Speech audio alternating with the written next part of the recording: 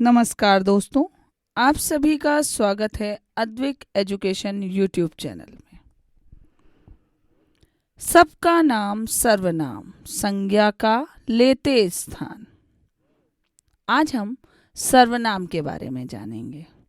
सर्वनाम दो शब्दों के योग से बना है। सर्वधन नाम अर्थात जो नाम सबके स्थान पर प्रयुक्त हो उसे सर्वनाम कहा जाता है। कुछ उदाहरण से समझते हैं। मोहन 11वीं कक्षा में पढ़ता है। मोहन स्कूल जा रहा है। मोहन के पिताजी शिक्षक हैं। मोहन की माताजी डॉक्टर हैं। मोहन की बहन खाना बना रही है। उपर्युक्त वाक्यों में मोहन संज्ञा है। इसका प्रयोग बार बार हुआ है। बार बार मोहन शब्द को दोहराना वाक्यों को अरुचिकर या कम स्तर का बनाता है। यदि हम एक वाक्य में मोहन या संज्ञा को छोड़कर अन्य सभी जगह सर्वनाम का प्रयोग करें तो वाक्य रुचिकर व आकर्षक बन जाएंगे। जैसे मोहन 11वीं कक्षा में पढ़ता है। वह स्कूल जा रहा है। उसके पिताजी शिक्षक हैं। उसकी माताजी डॉक्टर हैं। उसकी बहन खाना बना रही है।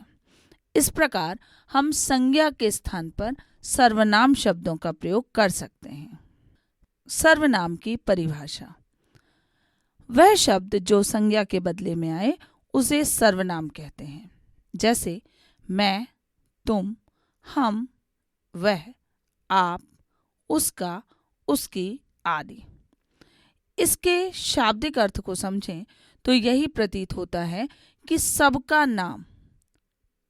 यह शब्द किसी व्यक्ति विशेष के द्वारा प्रयुक्त न होकर सबके द्वारा प्रयुक्त होते हैं। किसी एक का नाम न होकर सबका नाम होते हैं।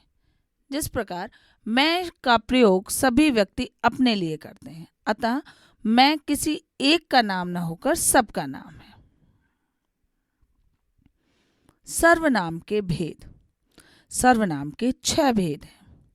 पुरुषवाचक सर्वनाम, निजवाचक सर्वनाम, निश्चयवाचक सर्वनाम, अनिश्चयवाचक सर्वनाम, प्रश्नवाचक सर्वनाम और संबंधवाचक सर्वनाम। आइए अब एक एक करके इन सभी भेदों के बारे में जानते हैं। तो सबसे पहले पुरुषवाचक सर्वनाम। जिस सर्वनाम का प्रयोग स्त्री एवं पुरुष दोनों के लिए किया जाता है पुरुषवाचक सर्वनाम कहलाता है। सर्वनाम का अपना कोई लिंग नहीं होता। इसके लिंग का निर्धारण क्रियापद से होता है। मतलब क्रिया ही बताती है कि यह पुल्लिंग है या स्त्रीलिंग है, या पुरुष जाति से संबंधित है या स्त्री जाति से संबंधित है। पुरुषवाचक सर्वनाम के अंतर्गत मैं, तू, आप, यह और वह आते हैं। अगर हम नीचे लिखे उदाहरणों को देखें कि मैं फिल्म देखना चाहता हूँ, ये पुरुषवाचक सर्वनाम का उदाहरण है। मैं घर जाना चाहती हूँ, ये स्त्रीवाचक सर्वनाम का उदाहरण है। उसने मुझे बोला था कि तुम पढ़ रही हो।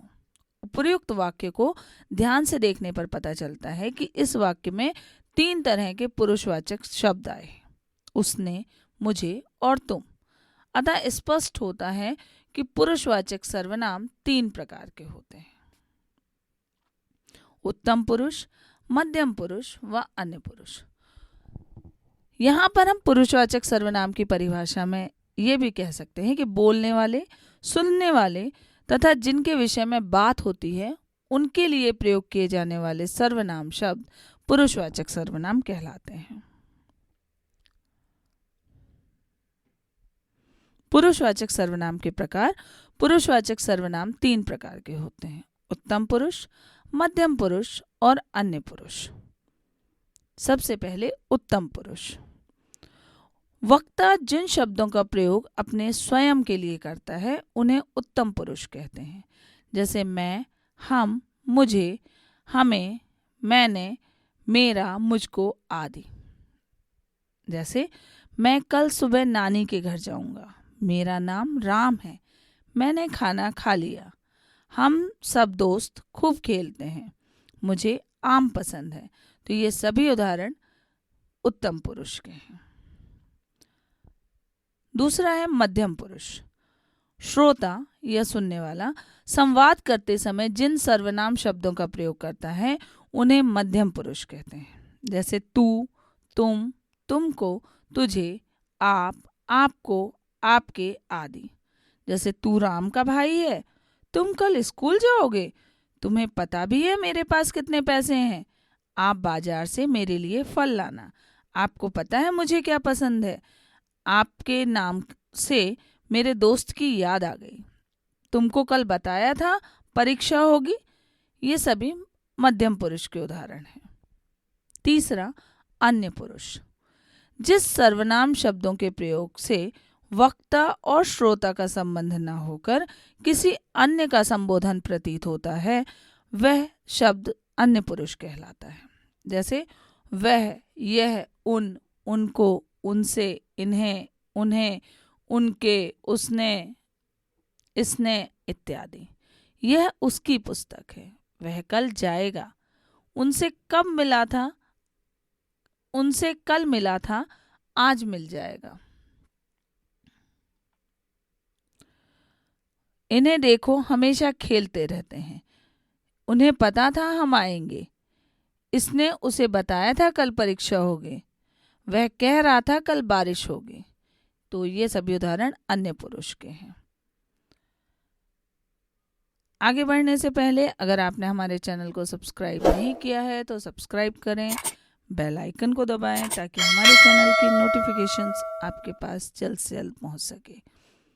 तो आइए अब आगे बढ़ते हैं। दूसरा भेद है सर्वनाम का, निजवाचक सर्वनाम। निज का अर्थ होता है अपना और वाचक का अर्थ होता है बोध या ज्ञान कराने वाला। अर्थात निजवाचक का अर्थ हुआ अपनेपन का बोध कराना। इस प्रकार जिन सर्वनाम शब्दों का प्रयोगकर्ता के साथ अपनेपन का ज्ञान कराने के लिए किया जाता है उन्हें निजवाचक सर्वनाम कहते हैं। जैसे अपने आप, निजी, खुद आदि। आप शब्द का प्रयोग पुरुषवाचक तथा निजवाचक सर्वनाम दोनों में होता है। वह सर्वनामिक शब्द जो स्वयं के लिए प्रयोग करते हैं, जैसे आप, अपना आदि, जिससे स्वयं का बोध हो, वह निजवाचक कहलाते हैं। तीसरा है निश्चयवाचक सर्वनाम।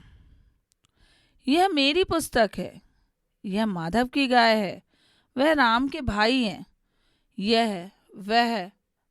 सर्वनाम शब्द किसी विशेष व्यक्ति आदि को निश्चित संकेत करते हैं, अतः यह संकेतवाचक भी कहलाते हैं। सर्वनाम के जिस रूप से हमें किसी बात या वस्तु का निश्चित रूप से बोध होता है उसे निश्चयवाचक सर्वनाम कहते हैं। दूसरे शब्दों में हम कह सकते हैं कि जिस सर्वनाम से वक्ता के पास या दूर की किसी वस्तु के निश्चय का बोध होता है उसे निश्चयवाचक सर्वनाम कहते हैं। सरल शब्दों में इसी की परिभाषा अगर हम बोलें तो जो सर्वनाम निश्चय पूर्वक किसी वस्तु या व्यक्ति का बोध कराएं उसे निश्चयवाचक सर्वनाम कहते हैं। अनिश्चयवाचक सर्वनाम वह सर्वनाम जो किसी निश्चित वस्तु या व्यक्ति का बोध नहीं कराए अनिश्चयवाचक सर्वनाम कहलाता है। इस सर्वनाम के अंतर्गत कोई और कुछ शब्द आते हैं। जैसे आपके घर पर कोई आया है, कुछ दे दीजिए, कुछ काम करो आदि। प्रश्नवाचक सर्वनाम जो सर्वनाम शब्द सवाल पूछने के लिए प्रयुक्त होते हैं उन्हें प्रश्नवाचक सर्वनाम कहते हैं।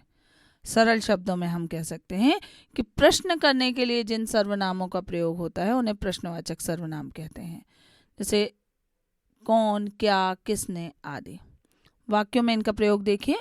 टोकरी में क्या रखा है, बाहर कौन खड़ा है, तुम क्या खा रहे हो। उपर्युक्त वाक्यों में क्या और कौन का प्रयोग प्रश्न पूछने के लिए हुआ है, अतः यह प्रश्नवाचक सर्वनाम। संबंधवाचक सर्वनाम जो कर्म करेगा फल उसी को मिलेगा, जिसकी लाठी उसकी भैंस, जैसा कर्म वैसा फल।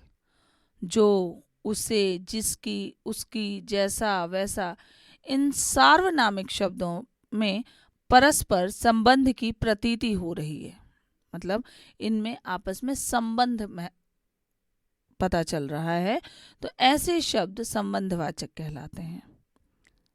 अर्थात वह सर्वनाम शब्द जो किसी वाक्य में प्रयुक्त संज्ञा अथवा सर्वनाम के संबंध का बोध कराए उसे संबंधवाचक सर्वनाम कहते हैं। जैसे जो, सो, उसी आदि। धन्यवाद।